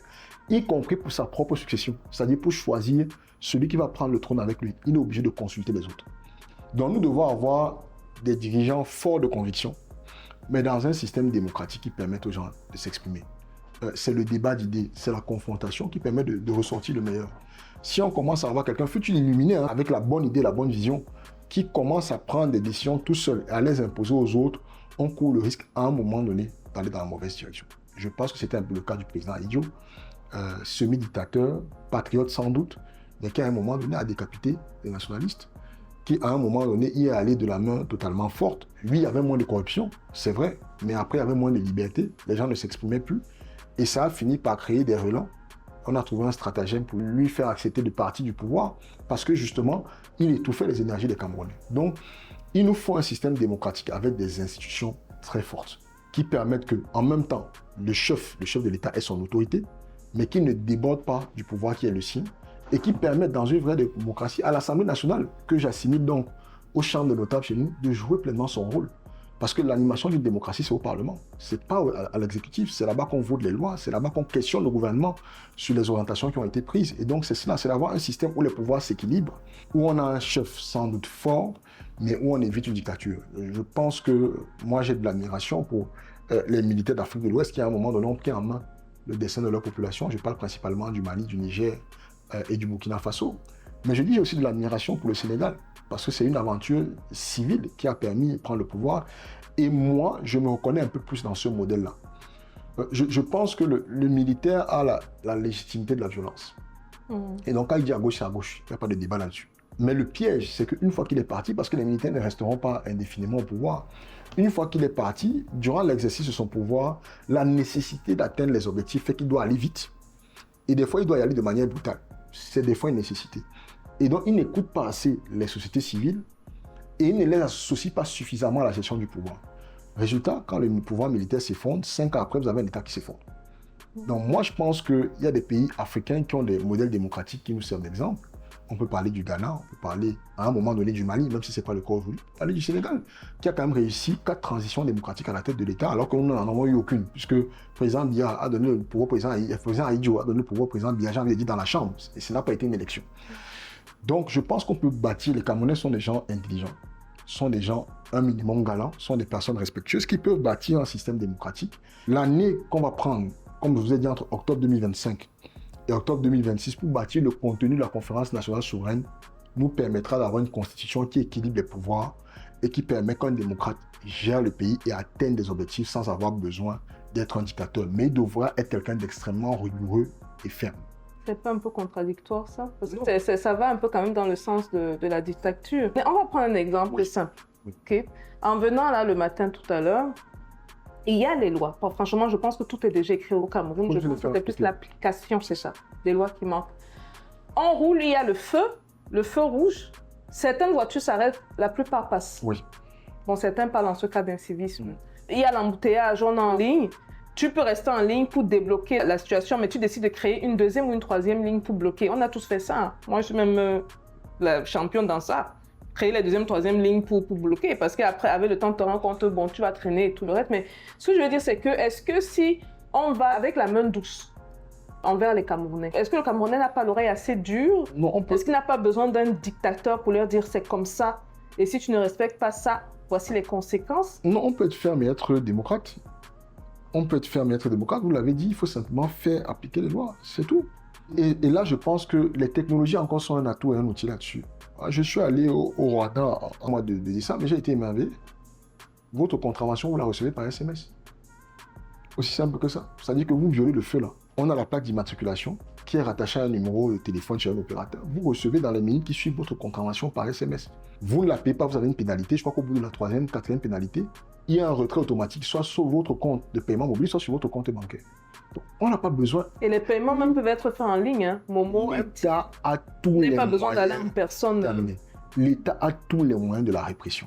Le problème, c'est que nous avons été laxistes. Nous avons laissé les gens faire exactement comme ils veulent. Le Cameroun est devenu la cour du roi Péto. Chacun qui a un peu de pouvoir là où il est devient un Wattlet. C'est ça le Cameroun. Mais je dis qu'on peut y aller de manière très ferme avec la technologie sans créer de revenus. Quelqu'un viole le feu, on met des bornes qui permettent de flasher les véhicules. Et des pays africains le font, ce n'est pas de la magie. On a les moyens de votre identification qui permettent de vous retrouver, de vous faire servir votre contravention. Au moment où vous ne l'avez pas payé, si on ne peut pas saisir votre compte bancaire, on saisit votre compte de paiement Momo ou MTN. Si on n'a pas la capacité de le faire, on envoie un avis de recherche sur votre véhicule et puis on l'arrête dans la circulation. Quand il y a un bandit qui vole, quand les services de renseignement camerounais veulent vraiment travailler, vous ne pouvez pas subir un cambriolage, à moins de 48 heures, on a arrêté tout le monde. Donc on a les outils pour travailler. On a juste choisi de ne pas travailler. Il y a eu des assassinats en une semaine d'intervalle, je me rappelle, il y a quelques mois, je crois que c'est en fin d'année 2024, à Bali. Il y a un natif de Bali, un aîné qui entretenait d'ailleurs plusieurs jeunes dans les domaines des arts et de la culture, qui s'est fait assassiner, s'est fait poignarder. On nous a dit par les microbes. Il a fallu une levée de bouclier de la communauté du canton Bel pour que la police se mette en marche, que le gouverneur, je crois, descende sur les lieux et qu'on arrête les personnes. Quelques jours après, il y a une citoyenne française qui s'est fait poignarder également et en moins de 2 jours, on l'avait retrouvée. Ça veut dire que quand on décide de travailler, on peut travailler. Donc en réalité, il y a tous les outils au Cameroun pour travailler. Il faut un dirigeant ferme, mais il est ferme parce qu'il fait strictement appliquer la loi. Et ensuite, il doit choisir à tous les postes de décision les personnes les mieux aguerries et les mieux compétentes pour prendre les bonnes décisions. C'est l'autre problème qu'on a au Cameroun. On choisit le cousin, on choisit le camarade de classe, on choisit l'ami du village, on choisit le copain du 2-0 au quartier. On ne choisit pas la personne qui a les compétences pour diriger. Donc, il faudra quelqu'un d'éclairé, de ferme, qui donne la chance aux meilleurs des Camerounais. Je gagne l'élection. Si je sais que voilà la direction que je veux prendre dans le champ de la transformation économique, je demande qu'on me convoque tous les Camerounais qui ont les compétences, même si je ne les connais pas. Et je leur dis en tant que chef de l'État, voilà où est-ce que je vais mener le Cameroun. Je vous donne à chacun 3 jours pour me présenter un plan d'action. Je regarde le plan d'action, sur la base du plan d'action de manière froide, je choisis celui qui doit diriger. Est-ce que c'est quelqu'un qui sera venu du secteur privé? Est-ce que c'est quelqu'un qui sera derrière dans la fonction publique? Est-ce que ce sera quelqu'un qui viendra du FMI ou de la Banque mondiale? Je ne sais pas, mais ce sera la personne la mieux compétente pour réaliser les objectifs que je lui aurai fixés. Donc c'est ce que le prochain dirigeant... Sans favoritisme? Sans favoritisme, mais je pense qu'on en est capable. Il y a effectivement dans le gouvernement toujours la nécessité d'avoir quelques personnes loyales, mais je dis que c'est pour fonction technique. Vous êtes chef de l'État, votre directeur de cabinet, lui, ça doit être quelqu'un que vous connaissez personnellement, parce que c'est quelqu'un qui gère un peu vos affaires personnelles. Votre ministre de la Défense, votre ministre de l'Économie, votre ministre des Infrastructures, ça doit être quelqu'un qui a les compétences pour vous permettre rapidement d'atteindre les résultats, parce que si vous ne les atteignez pas, vous aurez les Camerounais dans la rue. Je le dis tous les jours, les Camerounais ne seront pas aussi patients avec le prochain président qu'ils l'ont été avec le président Biya. Donc il faudra rapidement obtenir des résultats. Donc pour ça, il faudra être, je suis d'accord avec vous, ferme, rigoureux, faire appliquer la loi, et il faudra nommer les bonnes personnes au bon endroit. Est-ce que si vous devenez président, vous voyez bien le Cameroun rentrer dans l'AES? En tout cas, discuter de manière, j'allais dire, très, très intime avec les dirigeants de l'AES. Je ne sais pas si on y rentrera, mais on doit avoir un dialogue avec eux. Je pense que ceux qui les cantonnent à des qualificatifs honteux n'ont pas du tout compris la dynamique des pays africains. Parce qu'on pense que ce sont eux qui tirent la jeunesse africaine. Non, en réalité, c'est la jeunesse africaine qui demande un certain nombre de choses. Ces leaders-là ont compris cela et ont pris leurs responsabilités face aux attentes de leur population. Donc, le Cameroun devra discuter avec eux. D'ailleurs, nous avons une partie de notre territoire qui est sahélienne, notamment les 2 régions les plus au nord de notre pays. Donc, on partage avec un certain nombre de ces pays-là une certaine proximité. Même si on a le Nigeria au milieu, je pense que le président tadjien, il ne l'a pas dit de manière claire, mais en ayant lu un certain nombre de ses interviews, évoque lui-même la possibilité d'établir un pont. Je pense que s'il établit ce pont-là, l'Afrique centrale devra suivre. Maintenant, ça dépend des questions. Il y a un modèle économique qu'ils sont en train de mettre en place qui peut nous servir notamment dans les zones rurales. Donc, il faut qu'on ait un dialogue et un échange, un partage d'expérience là-dessus. Et la question de la monnaie, la souveraineté monétaire, la souveraineté de la défense. Et je pense que cette question-là, même si on n'intègre pas l'AES, il nous faudra bâtir avec ces pays-là un système économique et financier commun, donc la monnaie, et un système de défense et de stratégie commune. On a eu l'impression que ces pays-là, notamment le Mali et le Burkina Faso en particulier, pour la lutte contre le terrorisme, dépendaient de l'apport de la France. Et on a vu pourtant que depuis que la France s'est retirée, ils ne se sont pas pour autant effondrés. Ça veut dire qu'ils ont la capacité d'aller chercher d'autres partenariats mais ils ont également la capacité en interne de développer les compétences qui leur permettent de défendre leur territoire. Donc oui, le Cameroun devra se rapprocher de l'AES. Je ne peux pas dire si on intégrera cette alliance-là, mais en tout cas, on discutera avec eux. Super. On va finir l'interview avec 2 questions. L'avant-dernière serait plus de savoir la crise anglophone de nos eaux. C'est une réalité que les frères anglophones vivent. C'est vrai que ça s'est un peu calmé pour l'instant. Comment la résoudre, selon vous? Alors déjà, elle ne s'est pas tant calmée que ça, on communique moins. On communique moins. On communique moins, on a l'impression qu'elle s'est calmée. Donc elle ne s'est pas calmée. Il y a eu un essoufflement, je pense.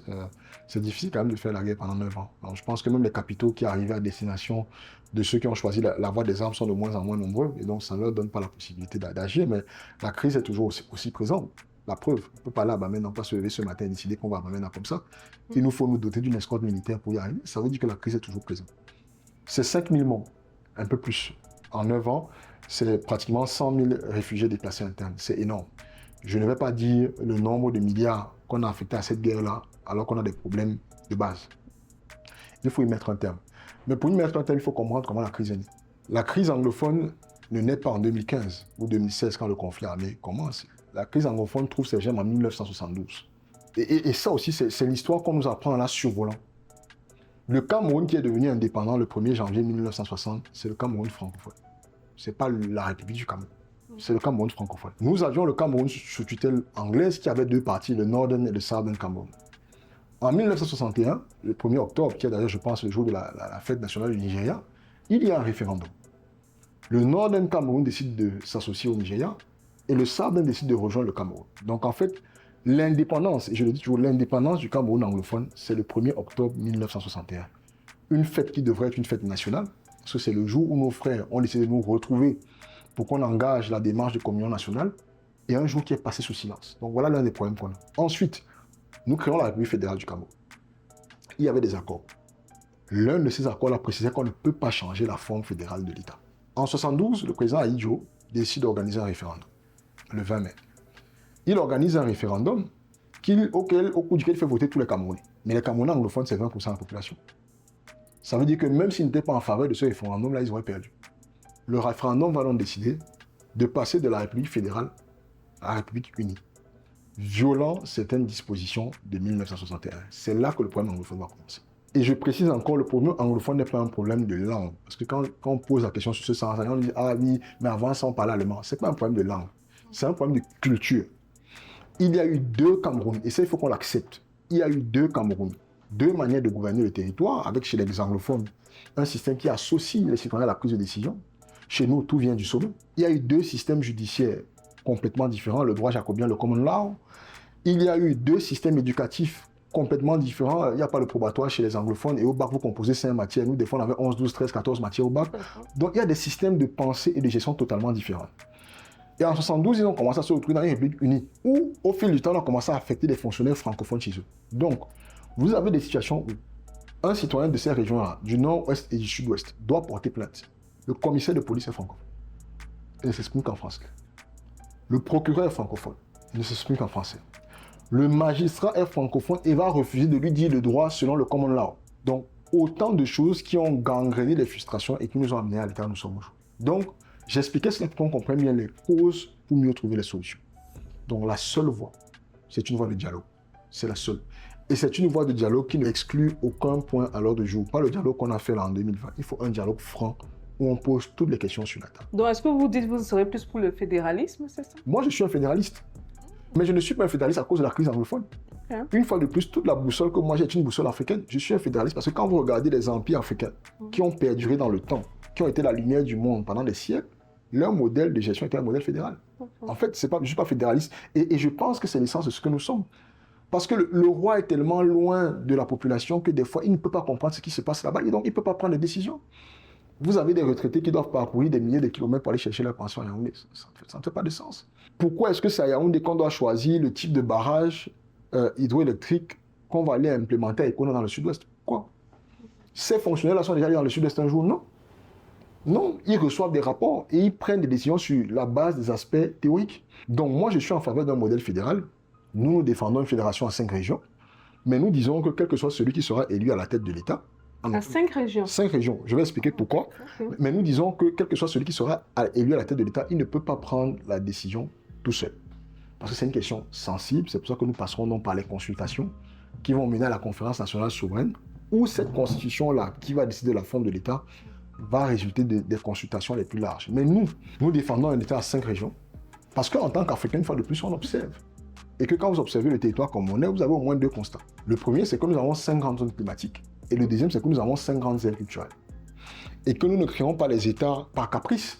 Nous créons les États sur la base de leur viabilité économique et sur la base d'une certaine homogénéité des peuples qui vivent et qui existent sur ce territoire. Et donc, 5 régions, la première, je l'ai décrit rapidement, c'est la région de la côte, qui couvre aujourd'hui une partie du littoral du sud-ouest et du sud. La deuxième région, la forêt, vous constatez que j'ai nommé par rapport aux écosystèmes, donc le centre et l'est. La troisième région, les montagnes, donc l'ouest et le nord-ouest. La quatrième région, le plateau de l'Adamawa, qui va intégrer une partie de la plaine du Mam. Et la cinquième région, le Sahel, donc le nord et l'extrême nord. Je donne ça comme ça, ce ne sera pas tout à fait cela le découpage. Il faudra travailler avec et les historiens, et les politiques, et les administrateurs pour parvenir à un découpage qui ne crée pas plus de divisions qu'il n'en faut. Mais c'est comme ça que nous concevons l'État du Cameroun avec 5 grandes régions, 5 grandes zones économiques qui sont chacune porteuses d'un modèle particulier qui permet de créer des micro-puissances sur l'ensemble du territoire. Et finalement, des régions autonomes, chacune d'elles dotées d'un président, d'un gouvernement et d'une assemblée locale. Mais ça, c'est quelque chose de dynamique. Hein. Oui. Et c'est troublant parce que ça va changer le système Oui, il faut. Et ça va créer une compétition ça va... entre les régions. Et c'est cette compétition-là qui permet de faire de créer la croissance. Quand vous voyez aux États-Unis comment l'État de New York va combattre avec l'État de Los Angeles, c'est ça. Chacun veut pouvoir donner le meilleur de lui pour attirer les investisseurs. Ça ira plus loin. Vous aurez un investisseur étranger qui vient au Cameroun, mais une fois qu'il est au Cameroun, il va regarder les 5 régions. Il va se demander quelle est la région qui m'offre les meilleurs avantages fiscaux, quelle est la région qui protège le mieux mes investissements, quelle est celle qui a le système judiciaire le plus fort, quelle est. Et donc, il va prendre cette décision sur cette base. Ça va donc faire qu'à chaque fois, les présidents de région, en fait, vont être des porteurs de projets. Et leurs régions vont être des centrales de gestion des projets. Et chacun d'eux va chercher à créer à chaque fois le maximum de richesse. C'est comme ça que nous concevons l'État du Cameroun. Et donc, nous pensons que ça va permettre de résoudre partiellement la question de la crise en Afrique. Super, merci d'être entré dans les détails, hein, parce qu'il y a certains détails également que je n'avais pas et tout. Et je pense avec éclairer la lanterne d'un Africain, même en général Camerounais, et des Africains. On va chuter sur cette dernière question. Récemment, dans Elecam, on a appris qu'il y avait des mineurs qui étaient sur les listes électorales. C'est quoi votre point de vue sur la transparence des élections? Parce que je parle avec tout le monde ici au Cameroun. On va être comme je disais un peu plus tôt, franchement, je ne fais pas le tri. Tu es qui est, moi je te prends en tant que Camerounais, je te prends ta personne. Très souvent, je ne connais même pas le nom de famille de mes collaborateurs. Et même s'ils me le donnent, ça ne change rien. Si la personne est compétente, c'est quelqu'un de bien, quelqu'un de loyal, on travaille ensemble. Les réalités des élections au Cameroun, c'est vrai que ce sont des choses dont on parle un peu partout. Hier encore, j'avais une conversation avec une personne qui disait que selon lui, sur les 13 candidats, il y a le président et il y a les 12 disciples. Les appelle. Bon, on est 12 maintenant, le président est 11 d'ici. Un a été éliminé. A été, donc. Dans 12, bon, le président est... Les 12 d'ici. Peu importe ce que sera le dépouillage, est-ce qu'on peut mettre notre confiance dans Elecam? Parce qu'on le voit aujourd'hui, on parle énormément de vous sur les réseaux sociaux. N'oublions pas que les votants aujourd'hui au Cameroun, moins de 40 ans, représentent quoi? On parle quoi de Normalement, ils sont à peu près la moitié. Ils auraient dû être 65-70%, mais ils ne sont que la moitié. La moitié des votants, et on voit les tendances qui vont clairement vers vous. Est-ce qu'on peut faire confiance à ces élections? Non. Non, et je l'ai toujours dit. Nous sommes dans la position d'un guerrier qui va à la bataille et qui sait que la force en face est beaucoup plus nombreuse que la sienne. Et je prendrai l'image du foot, très simplement. Le Cameroun a eu l'habitude de gagner des victoires dans le champ sportif avec un arbitre qui joue pour l'adversaire. C'est notre histoire. Nous sommes une histoire de guerriers, de compétiteurs, et c'est ce que nous devons comprendre. On va me reprocher, tu n'as pas à dénoncer ceci, tu n'as pas écrit cela. Ça change quoi? Moi, c'est la question que je pose. Nous avons en face un appareil qui a décidé d'aller jusqu'au bout de sa logique. Il faut qu'en face, il y ait un peuple qui décide de défendre ses droits jusqu'au bout. Et ça, ce n'est pas la question des acteurs politiques. Ce n'est pas la question des candidats à l'élection présidentielle, c'est la question du peuple camerounais. Est-ce que chacun d'entre nous est prêt à se battre pour obtenir sa liberté? C'est ce qui se joue en 2027. On aura beau avoir tous les scrutateurs dans les bureaux de vote. On aura beau avoir tous les PV. On aura beau avoir le respect de l'article 80 sur la publication de la liste nationale. On aura beau avoir... Le système s'est organisé pour maintenir son pouvoir. y compris par la voie de la fraude. La seule chose qui pourra démarquer ce système et le faire trembler, c'est le peuple camerounais. Et je reprends encore l'image du foot. Quand vous jouez un match et vous constatez à un moment donné, les spectateurs qui sont dans les gradins se rendent compte que l'arbitre est en train de prendre des décisions qui ne sont pas celles qui doivent être, ils commencent à taper sur le sol. Et l'arbitre commence à sentir que les gradins sont en train de mousser. Si ça ne va pas, ils envahissent le stade. On a vu ça à plusieurs reprises. Donc c'est le peuple camerounais. Nous allons à une élection qui a des risques de fraude, qui a des risques de non-transparence, mais est-ce que nous sommes prêts à nous battre pour reprendre notre vie en main et pour reprendre notre destin en main? C'est la question que je pose et je ne peux pas être le seul à répondre. Chacun des 30 millions de Camerounais devra répondre. Chacun des 14 millions qui auraient dû voter, parce que normalement, il devrait être 14 millions, doit y répondre. Les 6 millions qui ne se sont pas inscrits, ils doivent nous dire pourquoi ils ne se sont pas inscrits. Et enfin, les 8 millions qui sont inscrits doivent y répondre. Est-ce qu'il est trop tard pour s'inscrire? Oui, les inscriptions s'arrêtent le jour où le corps électoral est convoqué. Et nous n'avons cessé de dire aux gens, allez vous inscrire, allez vous inscrire. Les gens ont attendu la dernière minute. Donc les inscriptions sont terminées. En tout cas, pour le cas de l'élection présidentielle, on ne peut plus s'inscrire. Donc nous sommes 8 millions d'électeurs potentiels. Je dis, si on est au moins 6 millions de votants, on peut faire basculer le jeu politique. Au moins 6 millions, mais il faut qu'on le soit. Pourquoi? Parce qu'en 2011, le RDPC a gagné avec 3,7 millions de votes. Le président Biya à l'élection présidentielle de 2011. En 2018, il a gagné avec 2,5 millions de votes. Donc il a perdu 1,2 million de votes. Mais en 2018, il avait l'UNDP avec lui. Il avait le FSNC avec lui. Ses alliés du Nord ne sont plus là. Si vous suivez cette logique mathématique, je dis si le RDPC fait au mieux, il fera 2 millions de voix à la présidentielle. Si nous sommes 6 millions d'électeurs, je dis même en l'absence de coalition de l'opposition, il y aura au moins un opposant qui se sera démarqué des autres et qui fera un appel d'air des voix en son sens. Il pourra avoir 2,53 millions de voix. Mais justement... Mais pour ça, il faut que les gens y votent. Mais justement, ça me fait poser la question parce que vous voyez comme l'opposition est très fragmentée. Est-ce que vous parlez entre vous? Parce que ça vous affaiblit, vous. Si vous allez contre le candidat le plus connu, il faut bien qu'un soit poussé par les autres. Vous n'avez pas travaillé ensemble? Qu'est-ce qui se passe exactement? On travaille ensemble, mais j'aime aussi répondre à ce postulat pour rappeler qu'il n'y a aucun pays du monde où l'opposition, c'est un seul parti politique. Je suis d'accord. Il faut qu'on arrête de nous demander ça au Cameroun comme si on est supposé être le même parti politique. Nous sommes différents parce que nous avons des idéologies différentes. Je vous ai dit que je suis fédéraliste. Il y a des gens qui sont en faveur de la centralisation du pouvoir. On va faire quel genre de coalition? Pour diriger le pays de quelle manière? Mais il y a ce qu'on appelle des compromis. Oui, mais justement, on fait même le compromis, vous ne demanderez jamais en France à la France insoumise de réussir à faire un compromis avec les RN. Ce serait impossible. Ils sont à deux antipodes de la vision de la société. Donc on a un choc de valeurs, quoi. On a un choc de valeurs, on a un choc de génération, on a un choc de pratique de la chose politique. Moi, je ne me suis pas rendu, je n'ai pas pu me rendre à une réunion convoquée par l'honorable Tomaino Namjoya, candidate à l'élection présidentielle, présidente de l'UDC, député du nom de l'Assemblée nationale. Mais d'autres se sont rendus et j'ai eu la chance de discuter avec le plus jeune avant moi, le président Ateki, candidat du PAL. Il y a 2 jours sur cette question-là. Qui l'anglophone? L'anglophone, oui. Et quand il me raconte ce qui s'est passé à cette réunion-là, c'est ahurissant. Nous avons des candidats de l'opposition qui ne font pas campagne depuis. C'est-à-dire qu'ils n'ont pas fait campagne avant de se déclarer candidat, ils ne font pas campagne depuis. Nous, les plus jeunes, nous sommes sur le terrain. Nous sommes sur le digital. Nous dépensons le peu d'épargne que nous avons. Nous allons à la rencontre des Camerounais pour proposer nos idées. À la fin de la journée, vous êtes à une réunion, après 5 minutes, on vous dit « Ah, vous êtes le plus jeune, vous allez derrière nous ». C'est pas comme ça qu'on construit une coalition. C'est pas comme ça. On construit une coalition d'abord parce qu'on met sur la table le programme de chacun et certains de ces candidats n'ont pas le programme.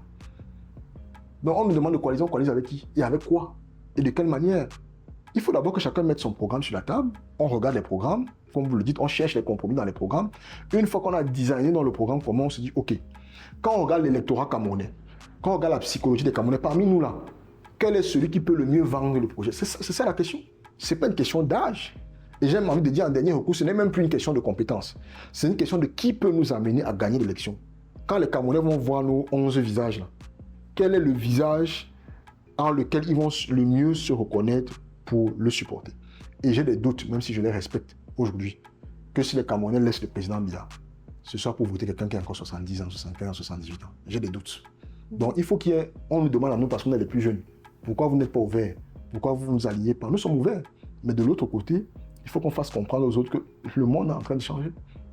Le monde est en train de changer et que notre pays a besoin d'un autre leadership et qu'ils peuvent servir de garde arrière, de conseillers, d'accompagnateurs. Mais peut-être qu'ils ont loupé leur moment. Leur combat, c'était en 1990, ils ne l'ont pas mené. ne faut pas qu'ils viennent, excusez-moi l'expression, nous étouffer dans notre combat. Non, on a besoin d'eux pour nous accompagner, mais le Cameroun a besoin d'un nouveau leadership politique. Donc, on va continuer de travailler, on a encore 8 semaines, 7, parce qu'il ne faut pas annoncer la coalition comme en 2018, la veille de l'élection. On a au moins, au plus 7 semaines pour construire cette coalition-là. Moi, je suis confiant. Nous sommes 11. Quand je regarde un peu, et des rumeurs que j'entends, quand je regarde un peu le profil de certains candidats à l'élection présidentielle, je pense que dans les 2 prochaines semaines, il va y avoir des désistements. Okay. J'ai entendu dire 2-3 choses. Je pense qu'il va y avoir des désistements. Et donc, raisonnablement, je pense qu'il n'y aura pas plus de 3, maximum 4 candidats de l'opposition à la fin de la course. Et je suis vraiment optimiste. Il pourra en avoir que 3. Et je pense que dans un jeu avec 4 candidats, tout est possible. Mais une fois de plus, moi, j'avais commencé l'année dernière à dire aux gens, inscrivez-vous, quelque chose va se passer. On m'a dit, on s'inscrit, pourquoi tout est fait d'abord. Inscrivez-vous d'abord. Vaut mieux s'inscrire, avoir sa carte d'électeur et décider de ne pas aller voter. Les gens ne se sont pas inscrits. On aurait pu avoir 14 millions de votants. On n'en a que 8. Mais est-ce que ça ne prouve pas aussi quelque part les Camerounais ont perdu foi à la politique? Comment est-ce qu'ils vont donc changer leur avenir s'ils ont perdu foi à la politique? Oui, on a perdu foi à la politique, mais la politique, c'est le seul champ dans lequel on prend les décisions de gestion de l'espace public. Il n'y a pas un autre endroit. Sauf à décider, les Camerounais décident de descendre dans la rue. Ce n'est pas moi qui leur demanderai de descendre dans la rue. Ils sont suffisamment matures pour savoir c'est ce qu'ils doivent faire. Mais moi, je suis un démocrate. On doit battre le régime Biya dans les urnes. Pour combattre le régime Biya dans les urnes, on a besoin d'électeurs. Qu'il y ait des électeurs, il faut que les gens s'inscrivent. Donc, ce serait un peu ça mon mot de fin, c'est de dire l'élection n'est pas transparente. Elle n'est pas gagnée d'avance, mais dans l'histoire de l'humanité, aucun système n'a jamais eu raison d'un peuple qui veut le changement. Jamais. Et vous prenez l'exemple de l'AES, on pourra en prendre d'autres sur le continent africain. Quand un peuple veut, il peut. Donc moi, ma question, je m'adresse à tous les Camerounais, pas qu'aux candidats. Est-ce qu'on veut vraiment le changement? Et qu'est-ce que chacun d'entre nous est prêt à donner pour qu'on ait le changement? J'ai compris que nous, ce qu'on nous demande, c'est de coaliser. Ok, on va le faire. Mais une fois qu'on a coalisé, est-ce que vous irez voter? Est-ce que vous irez défendre votre vote? Donc la balle est dans le camp de chacun d'entre vous. Merci. Monsieur Hiram, merci pour votre temps, c'est très apprécié. Je viens ici rappeler aux membres de la chaîne que Hiram, c'est le plus jeune candidat aux élections présidentielles. Il a un parcours, vous l'avez entendu, assez phénoménal, une mentalité africaine. Je pense qu'on a parlé ici des systèmes de fonctionnement des communautés africaines. Une approche différente de ce qu'on connaît. Et bien sûr, si vous avez des questions, vous pouvez les poser toujours en dessous de la vidéo, mais je compte sur vous surtout pour partager, pour commenter. Je pense qu'il s'est ouvert avec nous. J'ai senti beaucoup de sincérité et merci beaucoup pour ça. Et donc voilà, merci encore. Merci.